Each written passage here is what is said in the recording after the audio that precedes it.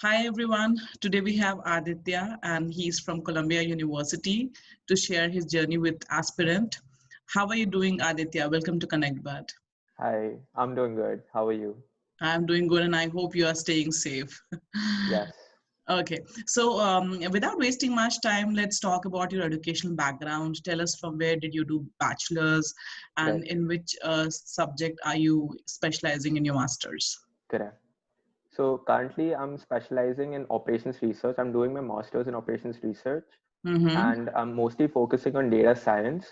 But I did my undergrad in chemical engineering and Mm-hmm. from Mumbai, from Institute of Chemical Technology. And Mm-hmm. in the third year, I kind of, got into a lot of coding and there were like a lot of Python involved in chemical engineering systems as well. So that is Mm-hmm. where I realized that maybe this is something that I should take up, and this is, machine learning is something that I should dwell more into. So that is Mm-hmm. why I changed my streams, and now I focus mostly on data science, which is more of like an interdisciplinary field, which can be applied to a Okay. lot of applications. So I can also go back and apply this to, and if I want to do a chemical engineering, field as well, Mm-hmm. industry as well. So that's kind of like what I wanted, that kind of flexibility. So I dwelled into this. Okay. And also, did you work in India or you came directly after finishing your bachelor's to No, United so States? I directly came here after finishing Okay. my bachelor's. Okay. But there's like two sides of each story. So I would Mm. definitely tell students that if you want to work, if you want to get some relevant experience before Mm-hmm. coming to your masters, you should definitely do that. But there's also this age factor. If you work over here for the 3 years, you'll be able to, there's like advantages and disadvantages to both sides. Mm-hmm. So you're the best judge for it. You can take a call that way. Okay. And so tell us about the universities that you applied for, and Right. out of those university, how many of them offered you admission, and why did why you chose Columbia over others? Correct. So I only applied to operations research masters, and I applied to Mm-hmm. UT Austin, Columbia, obviously, UIUC, Ohio State University, Purdue, Mm-hmm. then also Texas A&M University, and Mm-hmm. also applied to a couple of Canadian universities, Mm-hmm. Toronto, and I don't remember the one. I guess Waterloo. So Okay. I applied to a kind of like a lot of universities where I thought that the data science part of it Mm-hmm. is something that I wanted to try out. And this is one Mm-hmm. thing, like while selecting universities, any student should have a clear mindset as to what that person wants to do after completing a master's. So if Mm-hmm. they want to go into like data science or something, then those are the streams that you want to look into. Those are the colleges that you want to look into. So Okay. every college will have its own specialization. So say Columbia, the reason I chose Columbia was because it is in New York, especially, and because Mm-hmm. it has so many jobs available over here in the financial services as well as the data science industry, that if you Mm-hmm. want to especially go into this industry, then it's a very good college as a as a step towards your goal that you have achieved. Mm-hmm. So depending on what you want to do is majorly why should choose a particular college. Okay. Rankings and everything matters a lot, but Mm-hmm. particularly what stream that you're looking to is something that you want. Well, that's where my next question was coming. What should a student do in case if he has admission from multiple university?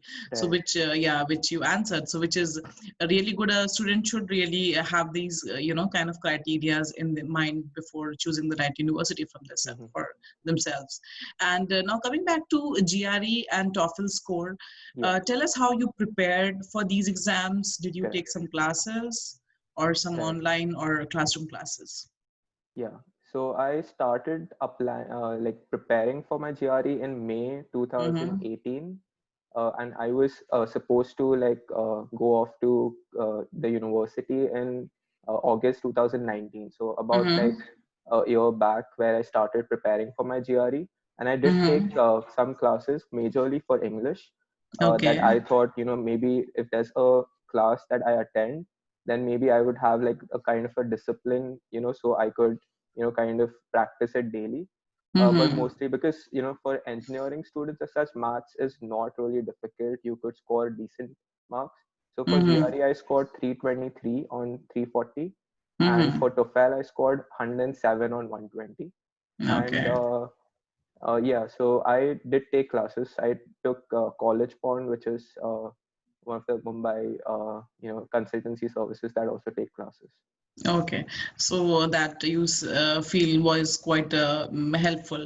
And Yes. in your program in specific, did Columbia had any sort of cutoff for admission in like GRE cutoff? Not in particular, actually, because there's so many different aspects to an MS application, whether it's your SOP, GRE, TOEFL, your Mm-hmm. GPA itself, that Mm-hmm. there isn't any cutoff. Like I know for a fact that there are people with a 310 GRE score also studying with me at Columbia because they have Mm-hmm. other strong aspects to their application. So it's Okay. definitely never a cutoff. Like 270 is the minimum that you can score in GRE, and that should be the cutoff that anybody should, Okay. because there is no cutoff as such. You should Okay. aim for like 320 plus in your Mm-hmm. GRE, but if even if you don't get it, if you are very, work hard in other aspects of application, you can definitely get a seat Mm-hmm. over there. Okay, and tell us in case if you have an idea if GRE or the GPA plays important role.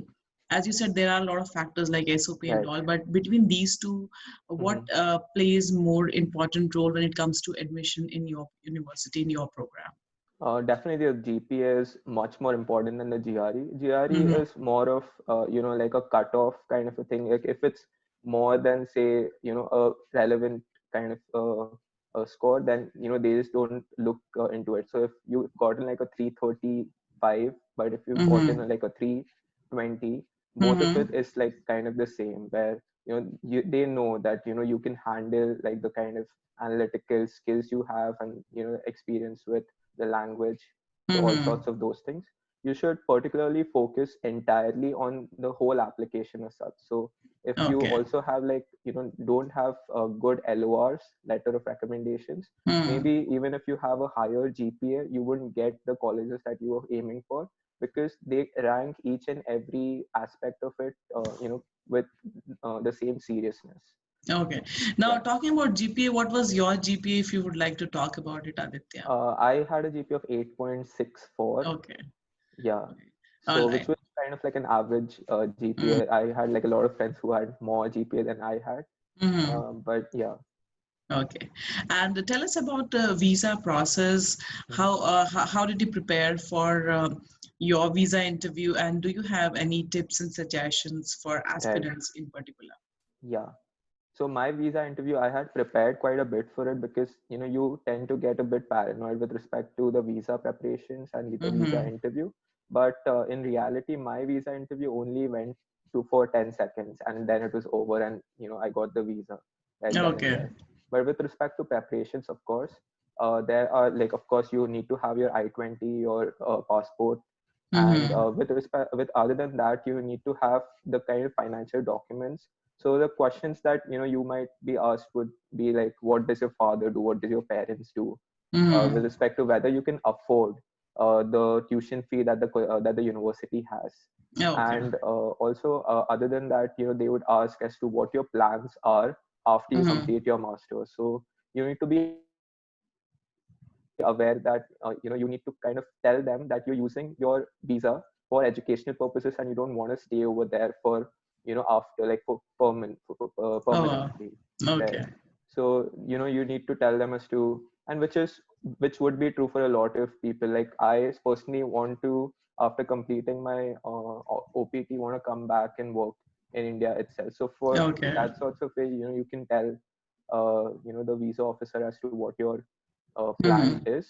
But most of the times, it so happens that depending on the college that you're applying to, they just know, they've done it so many times that they just get a hang of whether you are eligible or no. And so in my case, as it lasted only for 10 seconds, a lot of students Mm-hmm. actually, the visa interview doesn't go for how much preparations that they actually do for it. Okay. Yeah. And did you take the help of any private agencies or consultant when it comes to application process in university or visa interview? I did go to College Pond, Mm-hmm. which is one of the consultancy services, Mm-hmm. and they did help me quite a bit. But with the consultancy services, it's such that like the more proactive nature that you have, the more that Mm-hmm. they'll help you. So if Okay. you like send them revisions of your SOP and everything, they would give you inputs on it. But Mm-hmm. you are the one who's writing the SOP. You're the one who's making all the amendments in the SOP. So, Okay. like with respect to College Pond, at least I don't have like experience with other consultancy services, but they really like tap into like your individuality rather than Mm-hmm. giving you a generic SOP. And that at the Mm-hmm. end of the day, because it would be a very tiring process for you.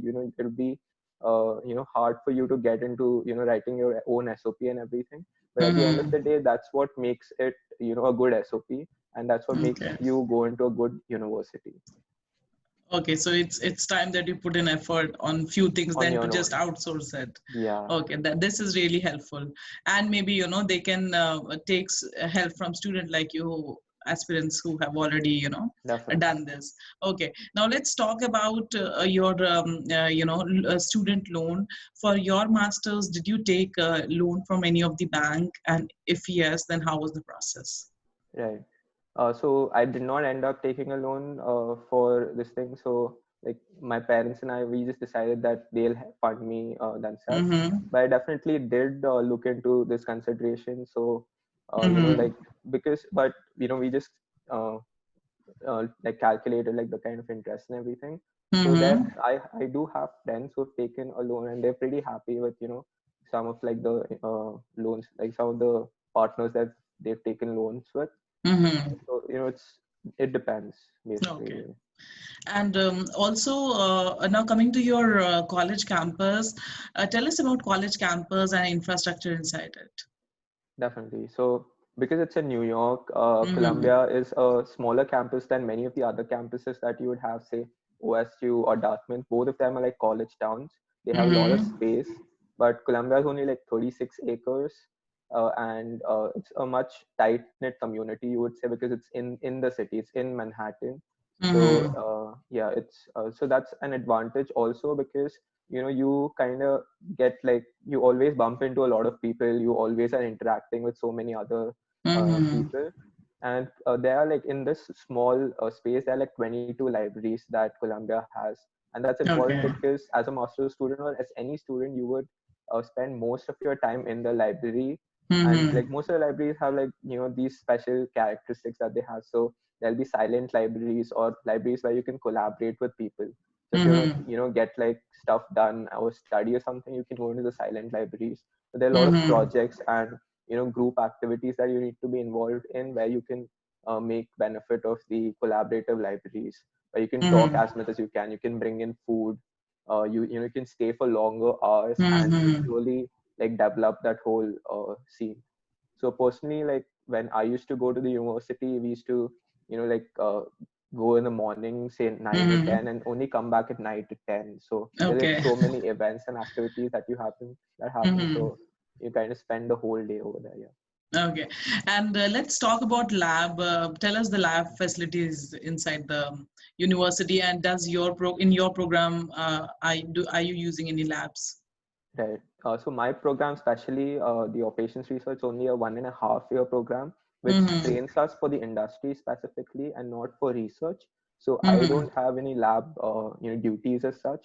But Mm-hmm. if you take like a thesis program, which also Columbia offers, mostly for Mm-hmm. like the core engineering fields like chemical engineering, electrical, you would Mm-hmm. definitely have a lot of lab work involved in it.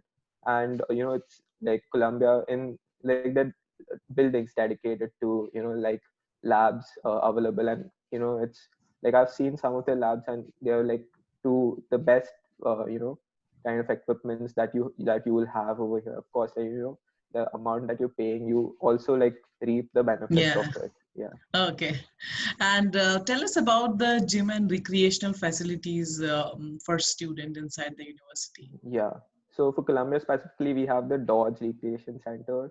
So Mm-hmm. there's like a full-fledged gym that you have, which is like 3 floors. And there are also other sports activities, such as like all the sports, because it's an Ivy League. Sports is Mm-hmm. given like a very high importance, like a lot of importance Mm-hmm. with respect to. So a lot of undergraduates are, especially in Colombia, because they are like one of the best in their sports itself. So they, Mm-hmm. do their degree as well, and they are playing for Colombia as well in that. So with Okay. respect to that, there are like a lot of, facilities available for other students as well to, play sports. There are like squash centers and badminton courts and all of the other, like sports Okay. facilities. And now that you're talking about sports, I want to know if Colombia is famous for any sports or any program as such.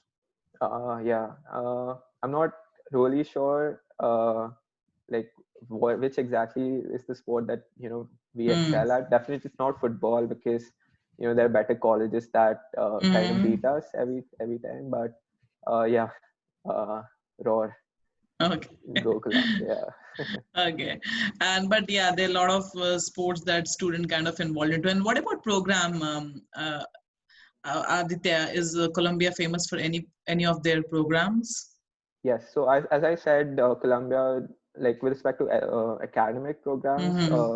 they're like they're one of the best for financial engineering and Okay. for data science, because these are like the two fields that most of Mm-hmm. the students, like even I've seen people in core engineering fields dabble into these professions because it's so Okay. readily available for them. These courses are something that's like a part and parcel of the Columbia life. So, Okay. you would definitely end up taking one of the other courses in finance or in data science when you're in Columbia. Okay. And tell us about medical facilities inside university. Right. So you have a lot of other like, except like of course the emergency facilities, you Mm-hmm. also have like a lot of opportunities to to like seek help of counselors. It's a stressful environment, of course. You're like continuously doing that. So there are like a Mm-hmm. lot of other facilities as well.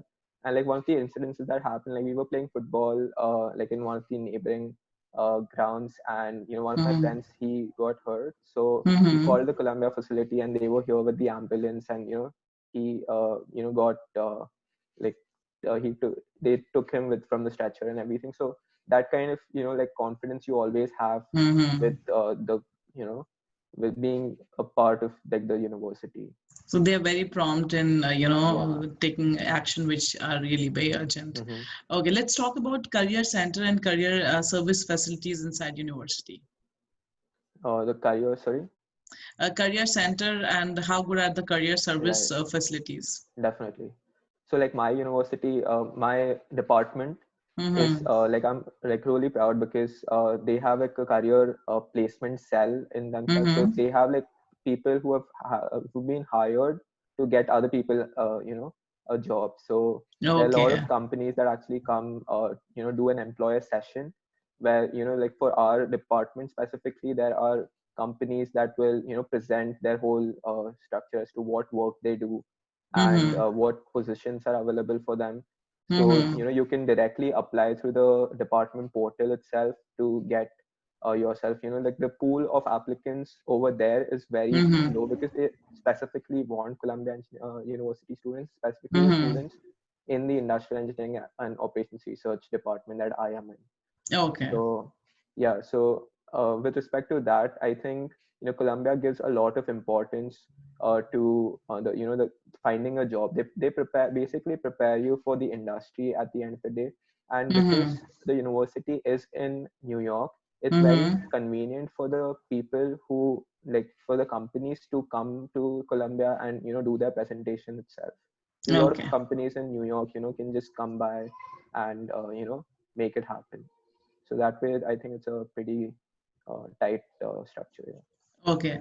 And what are the options of on-campus job? And did you do Hmm. any on-campus job?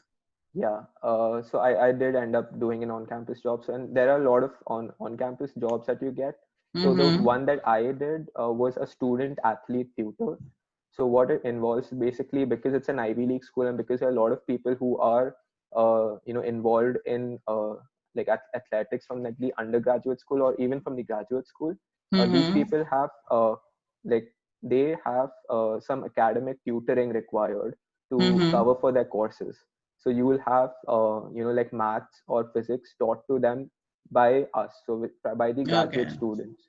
So I Mm-hmm. was one of them where, you know, there's like you can book a like a book an hour with us, Mm-hmm. and we can teach you. So I used to teach like Python or calculus and all these Okay. other subjects to the undergraduate students. And because I Okay. was also like involved in chemical engineering as an undergraduate student, like Mm-hmm. I have a base in chemistry also, so I used to also teach chemistry Okay. to the undergraduate. And how easy is to get TA and RA jobs in university? And Right. does these job gives you some kind of fee waiver? Yeah. So in the first semester, when you come into the university, it's very difficult for you to get a TA or an RA, because Mm-hmm. they will only allow you to become a TA or RA for courses that you've already taken in the university.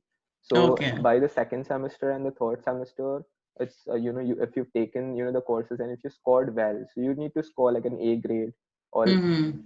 the least that you need to have like is an A minus to Mm-hmm. become a TA or an RA in that particular course. And Mm-hmm. you get paid really well for those things. And Mm-hmm. one more thing that I wanted to add with respect to like the part-time jobs was like the student athlete tutor. Like it actually pays me $40 per hour, with respect to the other minimum wage payments like that have other in other Mm-hmm. part-time jobs, like they only pay around $15 to $20 per hour.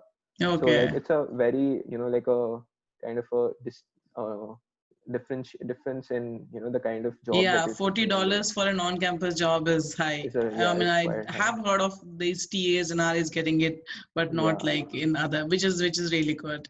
yeah. And now let's talk about internship. How easy is Mhm. to get internship, and did you do internship with any of the firm? Right. So I'm actually currently involved. I'm doing an internship. I'm acting as a data science intern at one of the companies. Mm-hmm. So it becomes a bit taxing for you to like find an internship, and like Mm-hmm. right now due to these times, a lot of people actually lost their internships because companies Yeah. just went into a hiring freeze.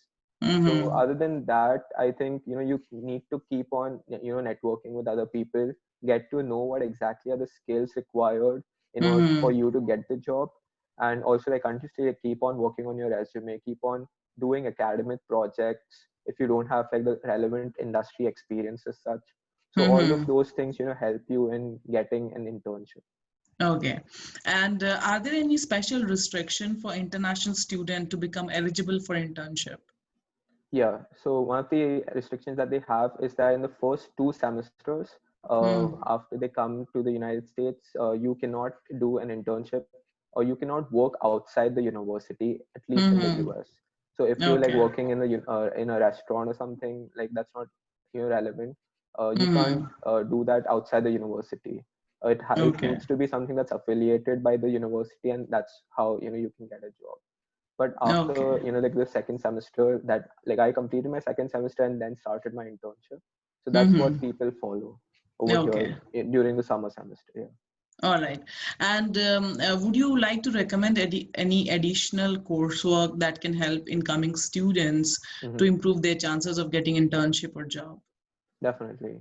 So one thing that people need to, or students need to focus on, is their academic projects, and Mm-hmm. those academic projects need to be relevant to what you're actually pursuing. So the Okay. kind of projects that you would do should be something that needs to match the recent trend in that industry.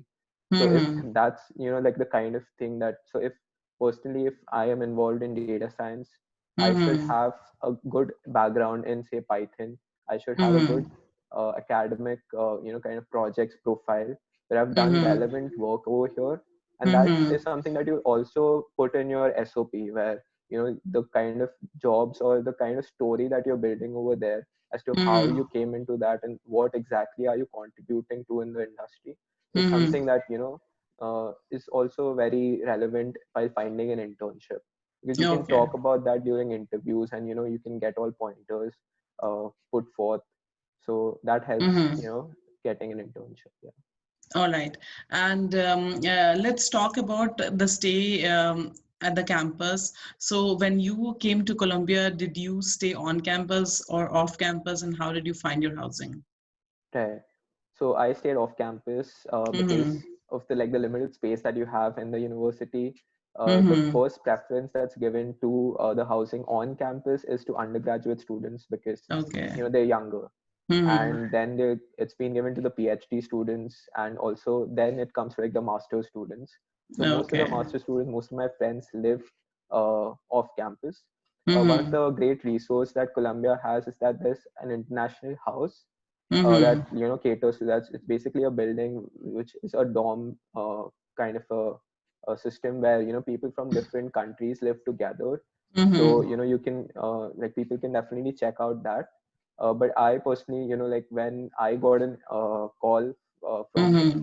I got a confirmation from Columbia, I went to those meetups that happen in your city itself, where Okay. people who've gotten an admit in Columbia can meet up themselves, or can schedule something over a WhatsApp group or something. They can meet Mm-hmm. other people, talk to them, and if they share the same kind of vibe, you can Mm-hmm. stay together. Yeah. So that's how Okay. I found my roommates, and we just booked our apartment from I'm from Mumbai, so we booked Mm-hmm. it from Mumbai itself, and that's how we went by. And you can also, there are a lot of people who book their apartments after they come to New York, Okay. and they search for, they look at apartments and everything, and then they book it. So you can go either wise, both of them. And after a particular time, because Mm. like I said, you go in the morning and come only at the night, so you're Mm-hmm. basically just using it to sleep, or Okay. yeah. So basically, you won't spend a lot of time in the apartment. You would just be going Mm-hmm. yeah. So So they can, and also does university help when it comes to giving these kind of international houses information about those houses, or apartment which is closer by, which a yeah. student can opt for? So we the university definitely has portals where people can post pictures of apartments, just like any other Mm-hmm. site that there is, Mm-hmm. like Street Easy or whichever. And you can go over there. So the best thing about that is people from Columbia have put those listings. So Mm-hmm. there's a bit of trust that you can have, like, okay, this is a Columbia student that's put it. So Okay. you can kind of bargain the price itself and all of that. Mm-hmm. Yeah, All that right. helps a lot. So that would be the most reliable source, especially when you're an international Yeah, student yeah, and you don't know the person with whom you'll be staying. Like you were definitely. fortunate enough, but not everyone though. Okay. Yeah, Now let's talk about your favorite professor in the university, and what is that you really like hmm, most about him or her? right. So there's this professor called Professor Jung Yi, Mm-hmm. who, like, I took a business analytics class that he was taking at in the first semester. And Mm-hmm. the best part about him was that he was very intricate and very detailed, articulate about what exactly that he was teaching. And Mm-hmm. and other than that, he used to take a lot of time in solving each individual doubt as such.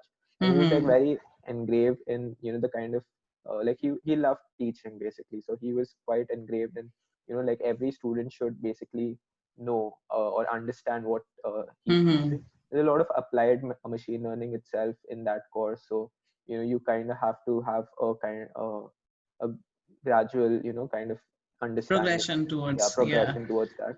So he Okay. kind of helps you do that. Yeah. All right. And other than him, would you like to speak about other professors who might be really famous because of their popularity among students or because of the Right. contribution in the field?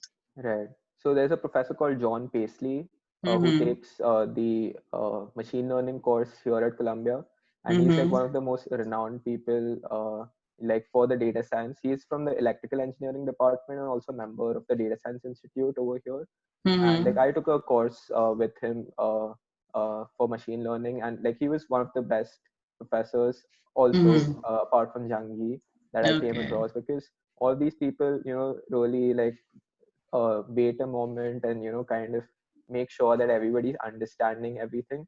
And there's Mm-hmm. also a course on edX that John Paisley takes, that people Mm-hmm. can check out if they want, on machine learning. All right. Yeah. And now coming to the other aspect of student life, tell us about the student clubs in Colombia, and if you have any number, like there are so many students clubs are there, and Right. also out of those clubs, which are the clubs that you or the association that you have enjoyed most? Join. Right.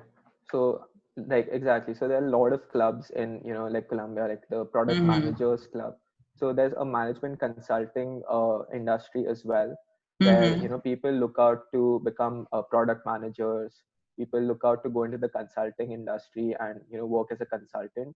So Mm-hmm. there are a lot of, like, say, there's the entrepreneurship leadership and consultancy club Mm-hmm. at Columbia also, that helps you prepare for case studies, where Okay. any interview like help that that students need. They Mm-hmm. themselves, as a student organization, help other students crack the interviews. Okay. Other than that, there's like the sports club, so there's like other different sports, the badminton club and all of that, that you can be a part Mm-hmm. of. But honestly, like, because it's so like busy, that whole lifestyle as a master Mm-hmm. student, you would not get a lot of time doing this. But if you're definitely really like passionate about a certain sport or a certain, Mm-hmm. yeah, thing, like a hobby, you can definitely join that course, join that club, and yeah. Okay. So even though the schedule of a student is really tight, Right. what all other than being a part of these club, do they get the time to entertain themselves? And if yes, what else they do other than participating in these clubs? Right. I mean, there are a lot of events that you get to be a part of, where there's like a student mixer, Mm-hmm. or there's also like an Indian club at Columbia, which like they have all these festivals that they celebrate, like Diwali, Holi.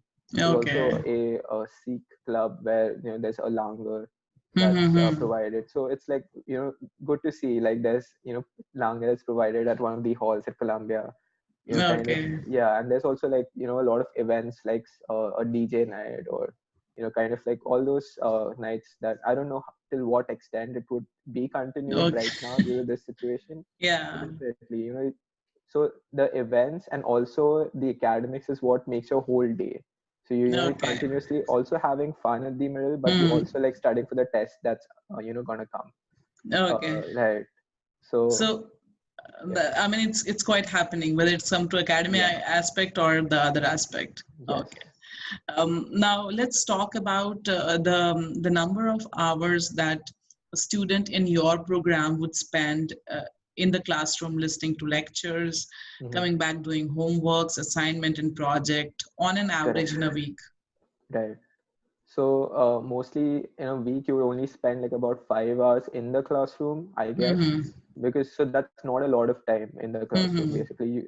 Because in India, you would have, like, lectures for, say, 8 hours per day. Mm-hmm. So that's something that's you don't see at Columbia.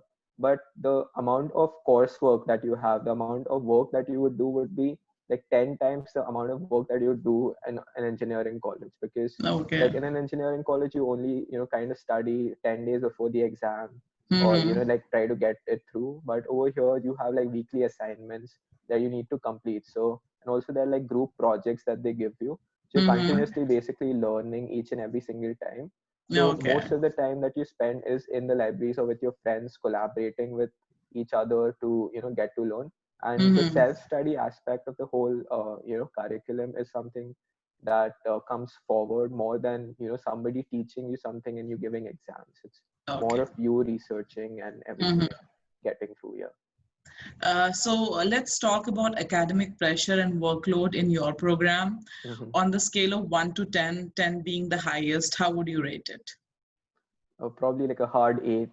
Okay. Yeah. So it is quite intense. It is It's quite intense. Yeah. You okay. would like when it's fully into the program, like 2 or 3 months Mm-hmm. into the semester, when the final exams are coming up, or at that point of time when there's like a lot of course, you would Mm-hmm. feel the kind of pressure that you're having. But at the same time, the thing is that in Colombia, everybody is facing that kind of stress. So because you see everybody, like the whole environment is busy in any Mm-hmm. master's student, like any master's program, that Mm-hmm. motivates you to like, spend more time doing, the same kind of things that your friends are doing basically. Okay. Right. So you're not alone in facing that. So that's a good thing. Yeah. So that makes it a That little makes it easier that easier. Yeah. everyone is Yeah. doing the same stuff. Yeah. Okay, it's not the you who is, You who's doing it. bearing the intense curriculum. Yeah. You Okay. get caught in like the bubble where, you only doing that for a long period of time, but it's actually Uh-huh. bearable. It's not that bad. Yeah. Okay. Now let's talk about the course structure in your program. Is there anything you really like about or dislike about? Right. So all of these, collectively is something that I like about, limited Mm-hmm. time in the classroom and more time studying yourselves and, working on a Mm-hmm. project that you have. So, this course structure was something that I've never seen in India and never, really experienced. So it was kind of like a new experience for me. And Mm-hmm. other than that, because Columbia has like a 3 semester or 2 semester program, Mm-hmm. you continuously also need to, apply to internships or full-time position, not a full-time, Okay. but for internships. So you also, continuously networking and applying for or attending employer sessions. So the Mm-hmm. whole course structure is, designed in a way that you get a lot of free time that, you can spend in these times and not only like are bound to the classroom. Okay. Yeah. And now let's talk about tuition fee Hmm. and the other expenses. So in Right. case if a aspirant wants to study the same course, then what is the tuition fee for your entire program? And Right. other than tuition fee, what all monthly expenses like housing, food, and transportation should an aspirant be mentally prepared for? Hmm. So Columbia comes under the higher sides of tuition fees, where Mm-hmm. you see other universities, it has a lesser tuition fee than Columbia. So it goes Mm-hmm. to around 70,000 just for tuition fee. Okay. And for with respect to other expenses that you have, it'd be rent would be the highest because you are living in like the New heart of the York. city in New York. Yeah. Because so the rent is something that you need to be prepared with. So I Mm-hmm. used to like spend about $1,000 living in New York itself for my room. Mm-hmm. So like the Okay. more number of people that you live with, the cheaper it gets for you and all of that. And Okay. other than that, one of the things that really helps you, so with respect to food and everything, that Mm-hmm. expense you can get it covered once you like start working part time. So Okay. because I used to like earn $40 per hour, so that actually like uh, into like 5 hours of, I guess, teaching time during the week, I can like I used to get around with the food The part of it, where you can afford the food mm-hmm. part of it. Yeah. Okay. So all in all, And you kind of mm-hmm. spend around like say 90,000 to 95,000 for the 30 credit program the That you are offers you. enrolled Yeah. in. Yeah. Okay. And let's talk about financial aid. Does Columbia provide any kind of merit-based or need-based Mhm. financial aid to student? And Yeah. what is the process and criteria for these kind of aids? Correct. So it's very difficult for you to get financial aid as an engineering student because there's a lot of competition that's Mm-hmm. involved. So like most of the people, they don't generally give any aid to engineering student. But Mm-hmm. if you like from the medical school or any of the other, so medical Mm-hmm. school students, which is another campus of Columbia uptown, they have a kind of like a lesser competition. So they would also get to live like an on-campus life because of Mm-hmm. like each and every department gets like a quota of on-campus housing. So engineering, because the competition is a lot, they don't really give preference to master student, but respect to other departments, Mm-hmm. you would get an on-campus living expense. And also with respect to financial aid, it's Mm-hmm. much more easy for you to get a financial aid when the competition over there is low. Yeah. Okay. Yeah. And now let's talk about your future plans. As you said, after finishing off your OPT, you want to go back to your home country and Hmm. serve there. But I want to understand, where do you see yourself in next 5 or 6 years, and how is university uh, career center or counselors is going to help you with that? Right. So I mean, it's really difficult for me to like kind of pinpoint as to where I want to be, but Yeah. definitely like I want to kind of gain the experience being a data scientist in the industry, and then Mm-hmm. probably start something of my own where I get like the industry experience and then apply that to Mm-hmm. do a kind of like a business on my own in India, Mm-hmm. because data science is something that's upcoming in India as well. So like Mm-hmm. using that to hone some kind of like a business would be good. But Mm-hmm. other than that, like it's very difficult for me to like kind of pinpoint as to like Yeah. where I see myself. Yeah. Okay. All right. Now let's talk about one mistake. Okay. Before that, I need to ask you something else. In your program in specific, uh, would you like to name some company that hires student from Colombia on completion of the course or as an Right. So there isn't like one company that does it or anything, but so like with respect to say computer science, there's like intern? Amazon hires a lot of people from computer science department. So with Okay. respect to like IEOR, there isn't like one company, but Mm-hmm. the career department is such that a lot of companies actually come for their employer sessions. So Okay. everybody kind of gets placed somewhere or the other, Okay. where and people from good uh, companies like doing good work, and big Mm-hmm. companies come for coffee chats and everything. So it's upon you as to how proactive you are and networking with them Okay. to get a job. Yeah. All right. Now tell us about one mistake that you or your friends would have made as a student, which you want the aspirant to absolutely avoid. Okay. I can't like pinpoint one. Like I don't know any like big mistakes as such, but I guess Mm-hmm. while like choosing the universities for students, they should definitely like be more like articulate about to like seeing each and every university as such. Like I Mm-hmm. didn't choose any of the West Coast colleges. I don't think like the decision would have changed. Like I would have still ended up at Columbia itself, Mm-hmm. but like I wasn't that articulate about like selecting and looking at each university as such. Mm-hmm. So you can definitely do some of that, and at the end of the day, if it changes your decision or not, it's definitely like a much more holistic approach to take, Mm-hmm. to like consider each and every stream. So I actually didn't have knowledge about like each university how like being the best in its own stream. So like the stream is something that matters a lot. Like University of Minnesota is really good for chemical engineering, but Mm-hmm. like Columbia is maybe not that good because there are not a lot of industries over here. So like there'll be a lot of industries in Texas with Mm-hmm. respect to chemical engineering because of like the space and everything. So that's Mm-hmm. something that you need to take in consideration each and every time you select the university.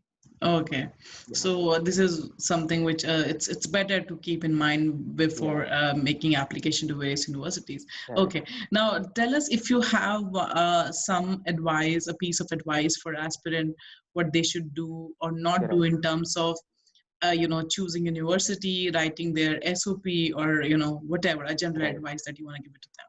Definitely. So like one major advice I want to give is be clear or what you want to do after completion of your masters, because this is like an investment that you're doing in yourself. So choosing Mm-hmm. the right stream is very important, because this is something that you're going to be doing for like probably your entire career, and this is something that you're going to dabble in a lot. So be clear with where you want to end up in an industry. So like this is something that like I wasn't that sure with chemical engineering, so that's why like I shifted streams, and now it's Mm-hmm. something that I like it a lot more than what I used to like before. So Okay. like those kind of things, that is something that you should definitely think of while applying to the Mm-hmm. university as to where you will end up, and also the job prospect of it. So like applying to university is one part of it, but thinking outside of that as to what exactly that you'd be doing after completion of the the program Mm-hmm. is something that also needs to be Okay. the back of your mind. Considered and all. Right. Okay. All right. So this was really helpful, Aditya. I want to tell our Correct. viewers that Aditya will be one of our expert on the platform. You Yeah. can reach out to him, connect with him, ask him question, hire him, and he would be more than happy to help you in the entire Yeah. process. Thank you so much, Aditya, All and right. I wish you all the best. Stay Thank safe you. Thank you. and have a nice Same. evening. Bye-bye. All right. Bye bye.